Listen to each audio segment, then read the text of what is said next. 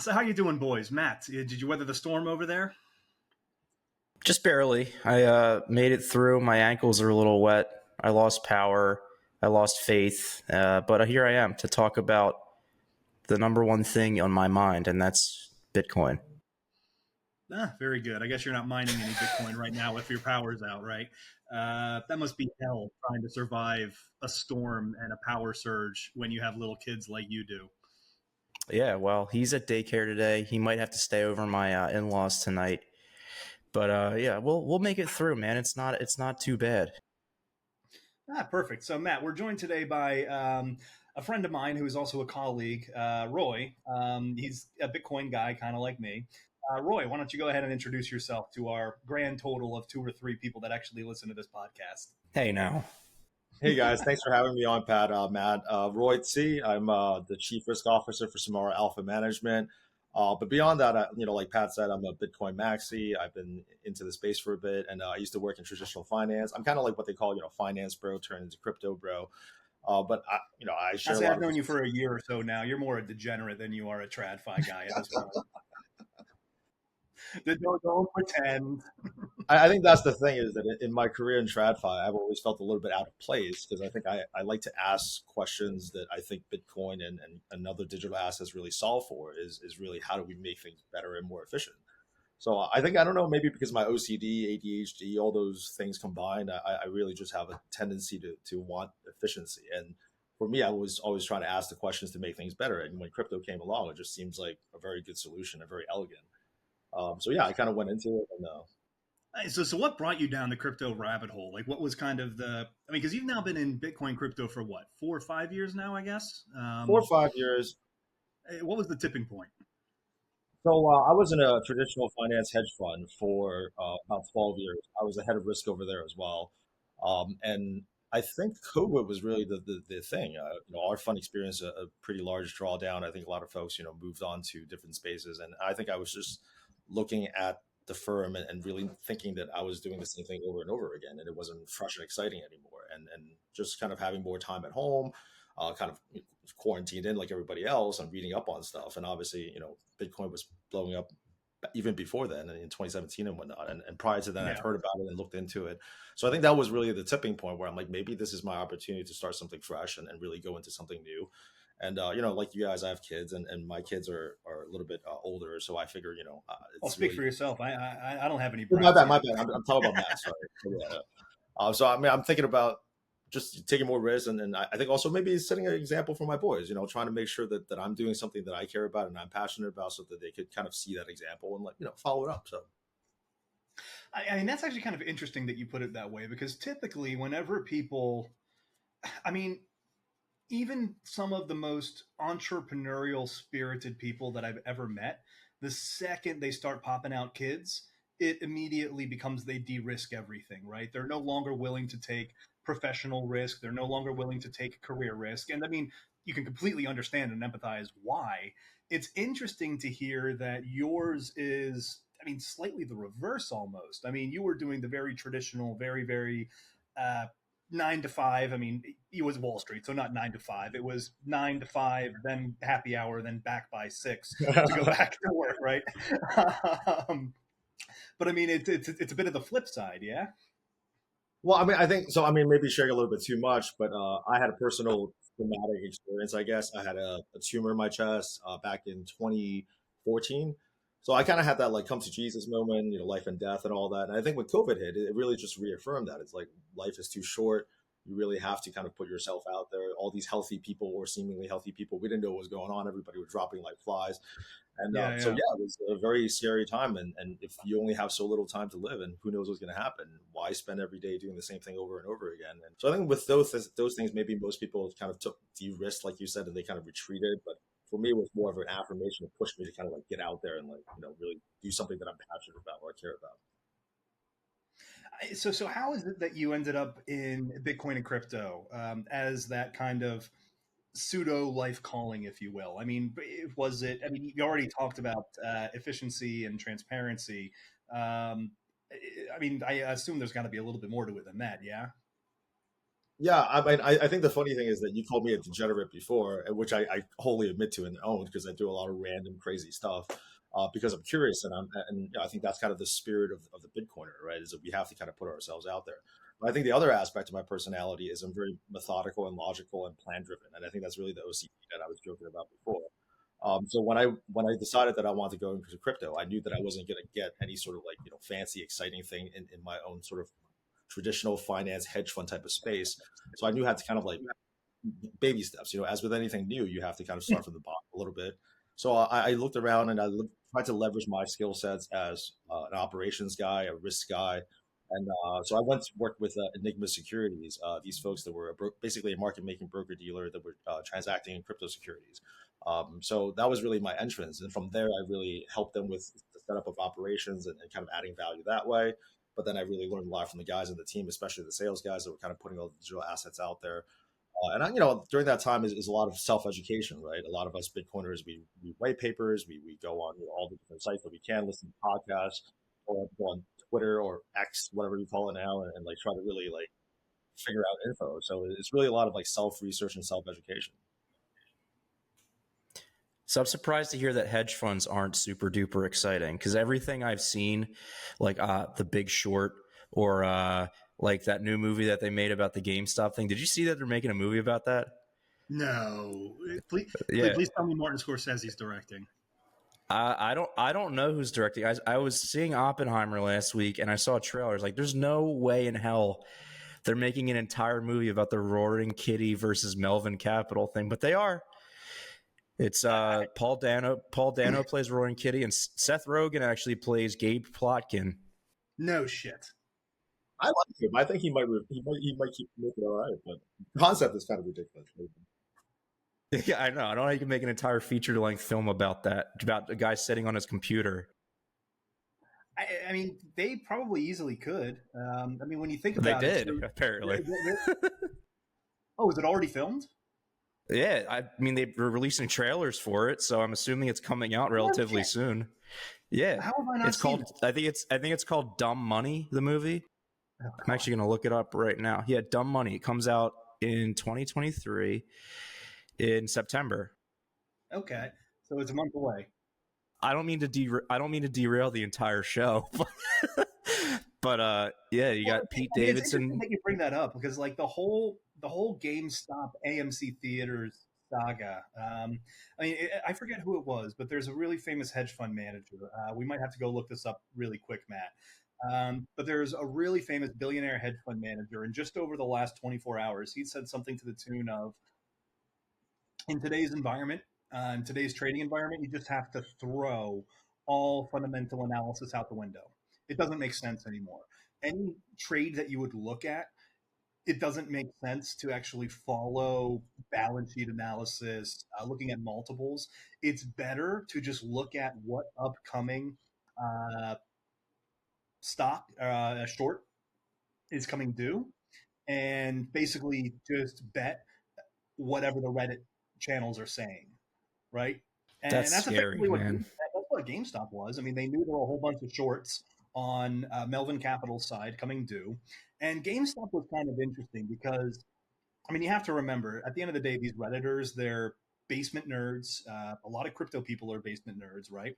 Uh, they're the ones that if they're not trading on Robinhood and going on Reddit or whatever, I mean, they're at their local GameStop buying whatever video game is coming out next, right? So, I mean, there was a part of that whole thing that wasn't even about making money on GME. It was about actually saving the goddamn company. And you know what? They did it, and they brought down one of the largest hedge funds in doing so. So I Did actually they think really that was bring him a down really though? interesting movie.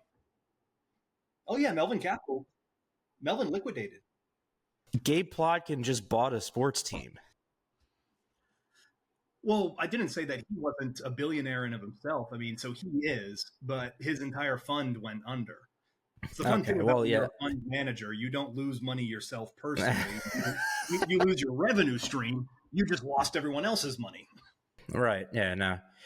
But I was surprised when I was sitting in the movie and I was looking at the trailers and I saw this. We got a pretty big cast. I mean, Sebastian Stan, aka Winter Soldier, is playing Vlad Tenev. Uh, The Robinhood So CEO? yeah, No shit. the guy who during all the whatever depositions, he thanked everybody for their questions like he was on like a press junket.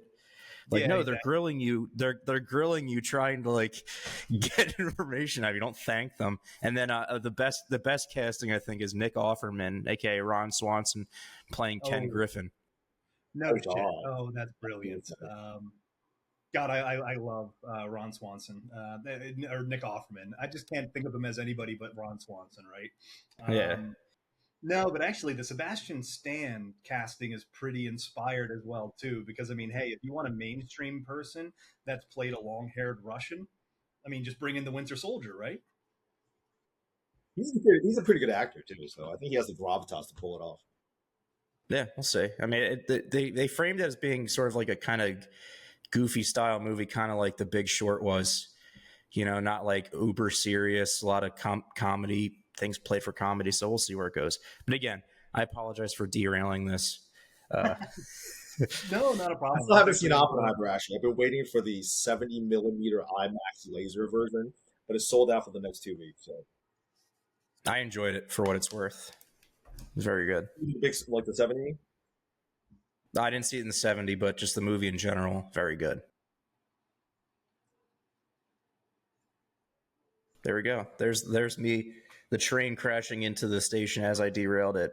So, Pat, no. let's So get this thing back on track. that's okay. We're coming back to Bitcoin, I suppose. I mean, Roy, what was it like for you being a Wall Streeter? I mean, you've basically been working on Wall Street for 15, 20 years at this point, the last 4 or 5 of which in crypto.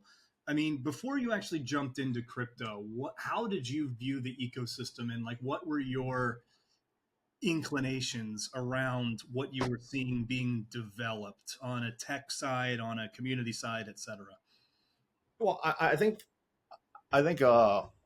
shame to say that when I first heard about Bitcoin, I think I thought about what a lot of people when I bought into the media thing is that it was used by criminals, blah blah blah, and was used for black market nefarious purposes. And I think back in the day, yeah, a lot of it happened more often, but I think there was a legitimacy that was trying to, I guess, emerge.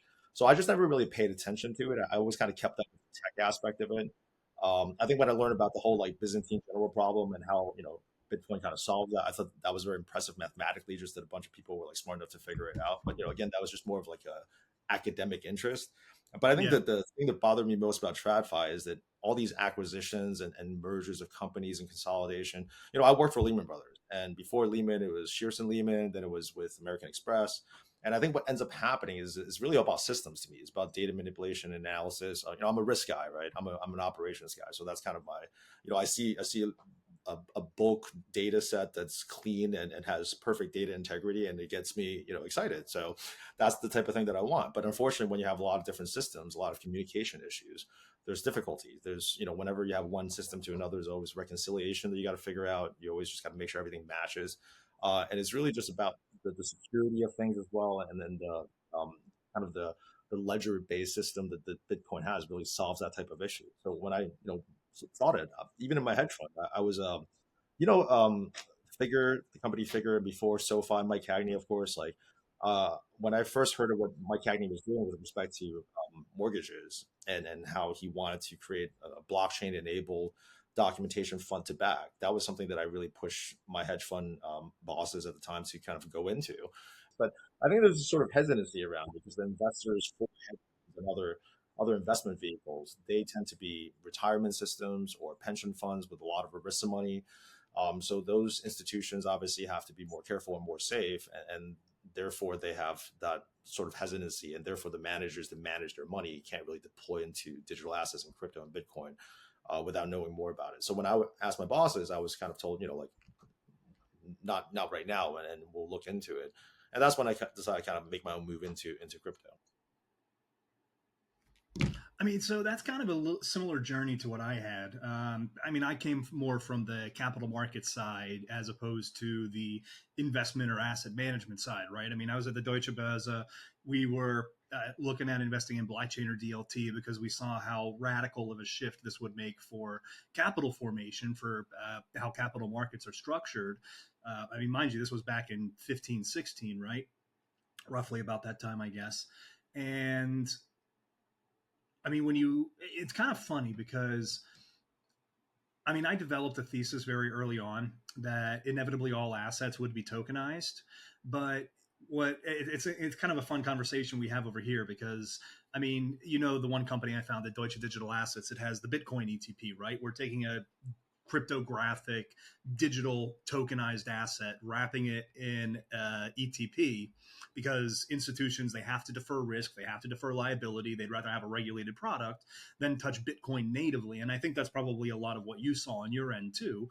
Institutions don't want to worry about the custody. They don't want the liability of managing the asset directly. They would rather have a security. Well, okay, you put Bitcoin in a security. That's why everybody wants the Bitcoin ETF. What's going to be really funny in probably 3 to 5 years, I would say, we are going to have tokenized Bitcoin ETFs. They're just going to re-tokenize totally. the security. It's going to be Absolutely. A tokenized security tracking Bitcoin, which when you think about it, it's just so retarded because you should just have the Bitcoin, right? It is the cryptographic asset itself. But because they want it in a security wrapper, which is the Bitcoin ETP, it's the Bitcoin ETF, and that it is inevitably going to be tokenized. All assets still will be tokenized, especially debts, equities, derivatives. So you're going to have tokenized assets reflecting a tokenized asset. Yeah, and I think maybe the reason why that would come to be is really kind of what we're seeing today is that regulation takes time to catch up and analysis needs to be done for a long time before people feel comfortable doing certain things and changing the rules. So if there's pension money that's looking into getting Bitcoin exposure, but there's no sort of regulatory avenue for them to go down that route to buy it directly, then they're going to have to do something like this. So that's a little bit silly, but it's at the end of the day, it's because there's the enforcement and the regulatory agencies just don't have the bandwidth, I think, or the expertise. Like, like the whole, like, if those who can't do teach, obviously no offense to teachers, I think teachers, but like, if you can't do regular, you're probably not wrong. The smartest guys in the room that we're talking about, where movies are being made about them. Well, I guess in this case, maybe not so great, but when they have billions of dollars, they're not the guys that are going to be working at the regulator. So I think that's the reality. So. No, but who was the former? He was the Goldman guy. That was the. Hank. But Paul. Yeah, Hank Paulman. Yeah. Christ, he was unbelievably successful at Goldman, and because he was so successful, he was able to take over the Treasury, right? So I do think there is a bit of a balance on that one. God knows Gensler is just completely worthless. You kind of very politically correctly say inept. I'm willing to flat out say corrupt. I genuinely believe Gary Gensler and his SEC administration is it's about as corrupt as it comes. Oh, I'm one of those conspiracy theorists too. I think what's been happening is low-key criminal. You can't tell Coinbase one thing and then tell them 2 years after the fact they don't have a business model. I explained that to my 8-year-old, and my 8-year-old's like, "That's so unfair." Yeah, that's the thing. If an 8-year-old can get it, why can't Gary? It's because of the money, baby. It's not just the money. I think there is maybe the power aspect. Probably has political aspect. It's definitely the power. But it's this administration in general that is very much weaponized against Bitcoin and weaponized against crypto. If we really want to go down the conspiracy rabbit hole, some will say that it's because it threatens the U.S. government, and not the governmental system, but it threatens the U.S. capital market structure by making emerging economies and Europe maybe more attractive from an investment perspective. It severely destabilizes the dollar, which they're doing a good job of destabilizing the dollar anyway. But I guess, hey, you want to eliminate any theoretical threat to the dollar as the global reserve currency, so do whatever you can to stop Bitcoin, and they're slowly figuring out that they can't. That's what a real conspiracy theorist would say, which I don't necessarily disagree with, but I think it's actually much more simple than that. A lot of the stuff that we heard around CBDCs and whatnot, with like China's digital currency and the potential power they would have to control where and how you could spend the money, I think some of those same concerns about the Chinese digital yuan and like a CBDC, as I think some stuff that maybe other countries like us wouldn't mind having that kind of control and authority over. And that's why they're building it. They will roll out a CBDC. That is inevitable. But we like to think that we're Superman, that we'll never do anything wrong until Red Kryptonite comes in, and then we're kind of like what do we do? And then there's no agency to. How would that fly here, though? Would never fly? I mean, I like to think it would never fly here. Just maybe somebody would try to implement it, but I feel It like there'd seems be a like that's. massive. I think in the news for the most part, I think everyone politically at least, that knows anything about digital currencies, especially Robert Kennedy. I think he's like running and he's very Bitcoin pro. I think he's already said it that he's 100% against CBDCs and whatnot. So I think there's enough of a like. I don't think that's going to necessarily happen, Matt. But who knows? Like 10 years from now, who knows? I mean, it depends on how the political environment sways. Looking at the last few administrations, Obama, Trump, and Biden administration, I mean, each and every one of those administrations, in their own certain way, grabbed power in one way or another, right? I mean, it's not a left thing, it's not a right thing, it's not GOP or a Democrat thing. It's every single administration in recent history. I mean, Christ, look at the Patriot Act with the Bush administration, right? Every single one grabbed an immense amount of power. And there is, I mean, what's the saying? There's nothing more temporary than, or nothing more permanent than a temporary government resolution. Um, the power that was grabbed is never going away, right? Or I remember you when never get that freedom or liberty back. I remember when Obama came into office, and one of the things that I learned about in our whole, because we always learned about the Congress, like they write the legislative, blah blah blah, and then they, the judicial, like, and then the executive branch. So these things that we were taught in elementary school, I didn't know about executive orders, but it just They seemed like didn't exist. any president comes There in, was signs one, executive do orders. whatever, but then the next one comes in, signs an opposite one, and then he cancels it out and like undoes all the different policies, and it's crazy. I just didn't think that that's how it worked. Well, the problem is that each and every party, they just unwind what the previous administration did through those executive orders. And this is where I'm starting to kind of subscribe to the uniparty theory, where each and every one of them is just doing political peacocking around their own theoretical position, grandstanding that that's what they believe in, knowing that, okay, fine, we're going to do this and our base is going to vote us in for 4 years, and then it's going to get erased, and then it's just going to go the other way for 4 years. But hey, doesn't matter because they're going to do the same thing, so we get to do it back against them in 4 years later. It's all just how Washington works nowadays, which is why I want to see the whole thing got brought down. It's political sticks and stones. I think it's like the NFL. I think they all compete against each other, and they go on in the media and they're like, "Oh, I hate that team. Like, we're going to Yeah. kick their ass and whatnot." But then at the end of the day, they're all colleagues, really. They're all I think they're incentivized. more like I think it's not like the NFL players because they're actually putting a lot. I mean, unless you subscribe to the theory that the NFL is fixed, which obviously there's a lot of evidence of, but I think they're more like the NFL owners. I think they're more like the NFL offices where they all are like they're all publicly like hating each other. Like, I mean, just look what they've been doing to Dan Snyder lately. But in the background, they're all secretly laughing in their little private parties about how stupid the They rest still of the hang out. country is. That we believe the NFL is legitimate, right? They all still go to their weird eyes wide shut parties with all their like masks and Paleo. all doing all that creepy stuff. I think of it as like, you remember those old cartoons where it's like the dog and the wolf like fighting each other, and then they go to the Yeah. punch. They go to the punch clock and like check out, and then they're all like buddies off the clock, and then they check in and they're all like fighting each other to protect the sheep and everything like that. That's what it seems like to me. Yeah. So I mean, that's where I don't know. I don't know where Bitcoin and crypto fits into that picture, because there are going to be the powers that be that want to grab more power, like the Bidens, like the Trumps of the world, and they're going to want to roll out a CBDC because what a CBDC is able to do. I mean, a CBDC is censorable money. It's money that can be grabbed. It's money that is completely transparent. I mean, you can build into a CBDC. Every transaction gets an automatic and immediately remitted tax, right? I mean, that's horrifying to think about. Salaries decide from a tax perspective. You don't even have to have withholding or tax returns. Now the government just automatically siphons the money off, right? Even more horrifying is they could program it that you are not allowed to save money for more than X amount of days, right?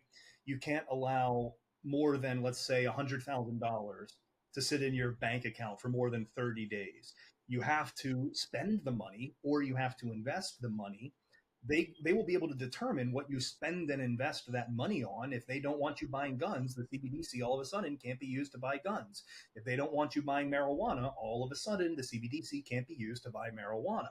It becomes That sucks. the ultimate political toy that creates velocity of the dollar. And that's a horrifying concept to think of. And there are factions of the government that do want that to happen. On the flip side, you do have the RFKs, Robert Kennedy. You do have DeSantis. DeSantis has already outlawed CBDCs in Florida. And a handful of others like Vivek that have come out and said, no, we believe in freedom, we believe in liberty. A CBDC infringes upon that. Therefore, we can't allow that to happen. Now, the fun part is look at who the incumbent powers that be are and what their stance on this is, and then look at their theoretical underling opponents, because it's not the front runners in either party that is pro Bitcoin. It's the swamp that's pro CBDC. How do you pitch that though to the people? Because I feel like that's something that anyone can agree on down the middle, that that's not good. I mean, in theory, some of that's good. Like you want to prevent the stagnation of the economy and get people like putting money back into it and not just sitting on it. So sure, I can see some merit in not having just like, hoarding money in your bank account that's not doing anything, like putting it back in the economy. But the way you're phrasing it makes it sound awful. Like who would support that from a person standpoint? Like if that happens, I feel like people are just going to start hoarding money in their mattresses again, like my great grandparents did. I don't think anybody's going to come out. I don't think the government's going to come in and tell us that they're going to control our money that way. I think they're going to obviously try to That's the pitch to convenience. But how do they spin that? Did you see the video on Twitter recently? There was a video of a girl that went in. She used the palm of her hand, whatever the palm print is, and she purchased her Amazon or Whole Foods thing with her biometric data. I mean, that's equally frightening what biometric data will be. And inevitably, your biometric data, your handprint or your iPrint, like what WorldCoin is trying to do, that will be tied to a theoretical digital identity that the government will know about. And that's how you will be able to transact with CBDCs. That's insane. Like no amount of convenience is worth that to me, at least. I don't know. Well, I think the funny thing is that the way that I want to think about it is that there's a money aspect of it, but there's sort of like the digital technology component. This is the added feature, right? So you can have like things like parental control over money, over Bitcoin, but maybe like a layer 2 would come along to provide an additional security where you deposit a bunch of Bitcoin for your kids to spend, and then they would obviously have restrictions of where they can't spend it. I think that type of convenience is good and okay. They would probably wrap it up in the CBDC and probably even advertise and pitch for it that way as like an entry point to say like, hey, mass adoption, everybody's okay with it. But then there's these secret features in the back that they might turn on, and I think that's really the concern. But I think, Matt, like as we were saying before, I think universally people have heard this message about CBDC. They're like, no, we don't want it. And I think that's why these candidates that are presidential frontrunner like candidates they're putting it out there that there's an absolute no, because they really. But I don't know if they mean it or they understand it, or they're just using it as a soapbox moment to say we're anti-totalitarianism, we're anti-government control. So that to me, it sounds like they're using buzzword. I don't think they understand it at all. Like I think they're just using it as buzzwords, like a lot of these old head government guys do. I would agree with that entirely. Similar to how the old head government guys are using it as a power grab, right? I mean, so let's think about it like this. I mean, if you're, how do I want to phrase this? Stupid? Are you talking about me? No. Like I'm thinking if I'm Joe Biden right now, and how do I pitch a CBDC? I mean, he's never. I don't think, at least as far as I can think of, I can't remember a time that Joe has ever come out pro or against CBDC. Rather, I should probably say I can't remember the people behind Joe instructing him to come out as pro or against CBDCs. But I mean, the easiest pitch that you do with this is you can say, look, if we have a central bank digital currency, it will better help us fight the inflation that you, the American people, have been suffering with over the last 2 to 3 years. And the problem is that the American people are too stupid to, from a mass perspective, understand how money genuinely works and understand what makes sound money versus what makes weak or soft money, I mean, they're just going to get hoodwinked. It's a red herring at the end of the day. They're not smart enough to truly interpret what a currency should be. I mean, if you go and ask, I love those videos where they go like out on the streets in New York and you have like the influencers that they ask people like, oh, can you name 5 states, or oh, what's the capital of X? And I mean, they genuinely try to find the stupid people, and those are the only ones they show the videos of, right? But I would promise you, if you went to the street and asked the average New Yorker, or just go to any urban area, go to even rural areas and ask them what backs the US dollar or where does the US dollar get value, I promise you, at least half, if not more, closer to 7 to 80% of them believes the dollar is backed by gold. I agree with that 100%. You could come, and I don't even say urban areas, like you said, rural. I think anywhere there's just a lack of understanding. Probably Quite frankly, I'm still not really sure what the hell the U.S. dollar is backed by. To be honest with you, nothing. like, yeah, It's backed by exactly. I the know trustworthiness and the creditworthiness of the good old Uncle Sam United States government. right. I get that whole part, but just if I had to like explain it, like if I had to write it down and explain to somebody else, I would write a bunch of words that said nothing. Here's what I told my kids, if that helps. Maybe you can use it. I told my kids that America is like a corporation. Like we're like a company. We Yeah. make money from our taxpayers, and our companies are taxpayers within it. There's people paying taxes, and then we spend money on infrastructure and everything else. And that's kind of it. And I think the future earning potential of the company is what's backing the U.S. dollar. That's kind of how I see That makes sense. It does make a lot of sense. I mean, that's completely theoretical because you have to assume that the government has long-standing earning power. But it. But our you lose GDP and me. our debt, it's crazy. Sorry. Our GDPs, some stagflationary issues, or a large amount of debt, growing debt. Obviously, we talk about the debt ceiling all the time. It's continually eroding, and I think our earning future potential, because of the inflation and the fact that we're actually putting more currency out there, we're issuing more stock in effect, right? Constantly. Yeah. It's yeah. I mean, It's so that but see, and that's exactly the point where you lose me. So I understand your logic up until the point of, okay, if the government's a corporation, it's earning its revenue based on taxing its citizens, and that's what it used to cover its expenses. The second that the government starts firing up the printers and starts erroneously putting money into circulation, well, okay, fine. It just created a revenue stream, quite frankly, out of nowhere that is backed by absolutely nothing. Because I at think of least it if more you're as, going to, as equity, I guess, like a stock. So when you issue more, when you print more currency, in effect, you're doing like a secondary offering, and you're issuing way more equity, like more shareholders, and everyone's yeah, yeah. shares are eroded because the earning potential of the country is potentially not hasn't changed, right? You're just putting more equity, more shares out there. Which is, but that means you're just diluting the value of that Exactly, it's a dollar. dilution effect. Yeah, exactly. And so, but when you're diluting the value of the dollar, that's where you're really starting to hurt the American people. And that's where, I mean, the MMT people, modern monetary theory, they say, well, we can print forever. I don't think any reasonable economist agrees with that anymore. At least a Well, non-corrupt AOC or was a big on that for a minute. economist. Sorry. AOC was really big on the whole MMT thing for a minute. She kept on getting out there and putting tweets out about how MMT is going to save the day. I think.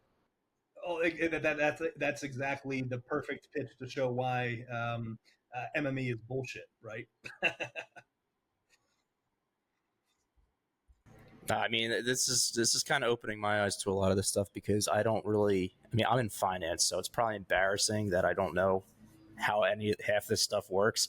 So I appreciate you giving me the 8-year-old explanation here because I'm pretty much I'm like I got my head in the sand regarding a lot of this stuff, and that's why I appreciate Pat bringing a dumbass like me on to learn a lot of this stuff. I think Yeah. all us Bitcoin crypto guys, everywhere we go, every conference that we go to, I think a lot of it is really just cross education because I learn things from other people and whatever I know, and I think that's the whole point. I think that's why it's cool to work in this industry, is because everyone is open with information, and we're really interested in it. It's like excited about the stuff that's Yeah. out there. like this, like we're talking about Bitcoin as a security and a layer rather, and I think that that development is what's exciting for me right now with the whole ordinal system and being effectively able to apply Bitcoin, proof of work technology and security onto all these different asset types. And now there's the ETH bridge that the BRC like 321 E. I'm getting the number wrong. 721 E. Like there's a whole bridging thing now. It's just like there's a lot of cool things being developed because there's and people are trying to take this security and apply it to really everything else. And I think that's kind of cool.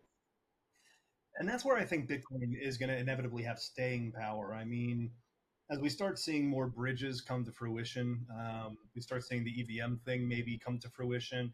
You start seeing the layer twos on Bitcoin, Lightning. What's it? Trust Root is one of them, or Root Trust. I forget exactly what it's called. Um, I mean, these things are doing nothing more than enhancing my undying conviction that Bitcoin will become the ultimate base ledger security system for accounting on Earth. And that's what it really kind of is at its core, to a certain extent. It is the ultimate trustworthy ledger of account.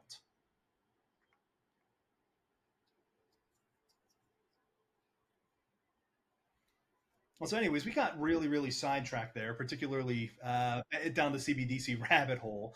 I mean, Roy, you're a risk guy. So maybe coming back to some of the topics that we were covering from the risk perspective. I mean, one of the things that we've certainly learned the hard way in crypto over the last, let's call it 18 months, is that all of the would be hedge funds, all of the would be hotshot kids that were managing $1 billion funds based on a couple of tweets and were heavy in Terra Luna and blah, blah, blah. I mean, from my perspective, the one major thing that probably led to all of this in the background that nobody's talking about. I mean, obviously, on the nose, it was them over leveraging themselves, but in the background, it was a complete lack of understanding of risk assessment and risk analysis. I mean, so when you're a guy that's working in risk and you're looking at FTX, you're looking at 3AC, I mean, what are the fundamentally wrong things from a Wall Streeter's perspective that you think they did other than the flat out fraud? I mean, they committed fraud, yeah, but Well, I mean, I think led them to commit fraud. They screwed up something. What, to your perspective, do you think they did? I think that if you look at, I'm sure you're talking about SBF with respect to FTX, all the different happenings like with the banks and whatnot, and I think a lot of it, yes, there's fraudulent stuff, but I think there's just kind of basic blocking and tackling that just proper due diligence, trying to understand um, how what company you're interacting with, and it really goes back to the whole KYC and AML and knowing your counterparty and all those different things, and yeah, I think it's yes, the fault is obviously on the companies that committed fraudulent stuff, but I think also the companies that invested or partnered with them or put so much faith into them, I think they also had a misstep where basic due diligence wasn't done. So funds like Samara, if we sign up with a counterparty, we ask very simple basic risk questions, which is, do you guys do like who's in charge of your bank wires? What approvals are necessary before you move funds and how do you transfer them? Is there whitelisting? Is there restrictions? So I think by asking these like typical questions, we're able to figure out if the counterparty that we're dealing with has basic proper controls. And I think these types of things might have prevented a lot of the at least the size of the loss on the fraud activity if people were just a little bit more careful who they did business with. I mean, I definitely think that that has a part of it, but I mean, risk assessment, risk management isn't just knowing your counterparties and understanding counterparty risk. I mean, that's obviously a big operational aspect of it. But from a more technical analysis perspective, it's also managing your liquidity, it's managing a book, it's looking at different risk corridors around tolerances you have over pricing and liquidity of assets. And seemingly, that whole concept, I mean, the interesting thing is the people that have been fudded the most are Tether, right? And they're the ones that are still kicking, are growing at an exponential rate, and they're the ones that are supposedly the worst, at least the mainstream media would say, at doing this. But hey, they're the ones that are doing better than any other crypto group out there. They're managing a book and they're managing their risk better than Alameda, better than Huobi's the one that's supposedly going under next right now. I mean, it's kind of funny. The old guard, which are supposedly the fraudsters, are the ones that are not the frauds. Yeah, I mean, I think concentration limits are key. I think understanding your portfolio matrices and having proper data, which is why I'm such a big fan of data. I think it's hard to make proper good decisions without good data. And I think a lot of these companies, because within any sort of nascent industry, the infrastructure later, it's kind of on the back end, and it always Yeah. fails behind the actual money making aspects of things. So I think when the controls aren't put in place, the data is not there, you don't have proper risk matrices, you don't have proper analytics and proper guardrails as to what the concentration limits would be, or even if you have them, the data might not be right to help you make good decisions.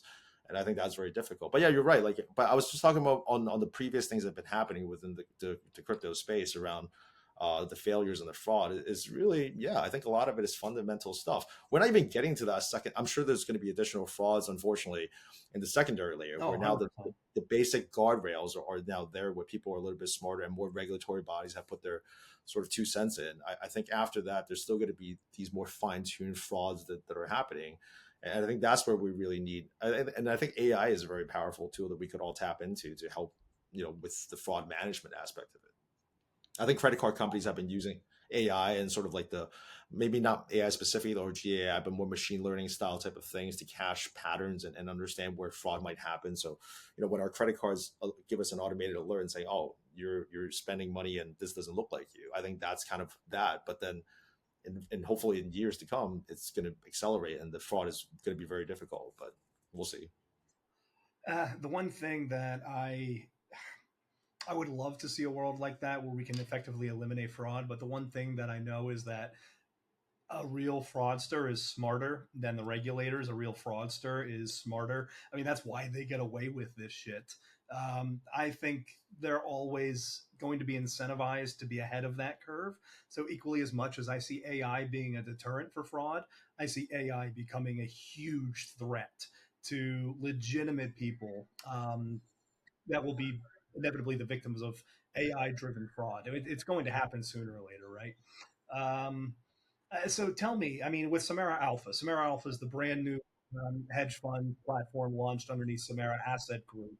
How do you bring these risk controls into what you guys are doing? For instance, with your newly launched market neutral multi-strat fund to fund. I mean, what are the risk parametrics that you guys are looking at there, and how do you try to eliminate operational risk?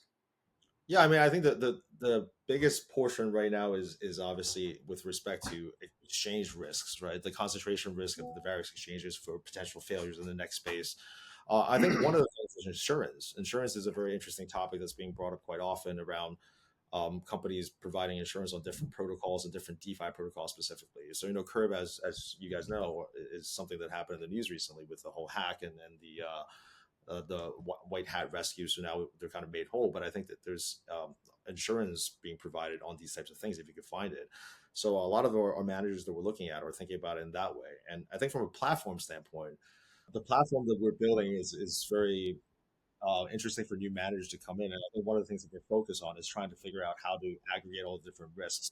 So we're really tapping into the traditional finance world around data aggregation, scenario analysis, making sure that we're ingesting the proper matrices and creating models to test out all the different historical price movements. And I think that's kind of the marrying of the TradFi, so we can bring that sort of TradFi risk focus into the digital asset space and try to make use of the data. But unfortunately, a lot of the basic infrastructure is not really built out yet. So I think, especially around DeFi protocols and exchanges and trying to get information that way and making sure that we have all the transactions so we could look at the historical movements. And I think as more of the data providers come up to speed, I think that's going to make it. But right now, we're really more focused on understanding counterparty risk and exchange risk and concentrations around what each of our managers are holding within their respective portfolios to make sure that we have a holistic view of it. And I mean, obviously, eliminating that operational risk and having that holistic view of the counterparties. I mean, that's something that is just kind of second nature in traditional institutional asset management, right?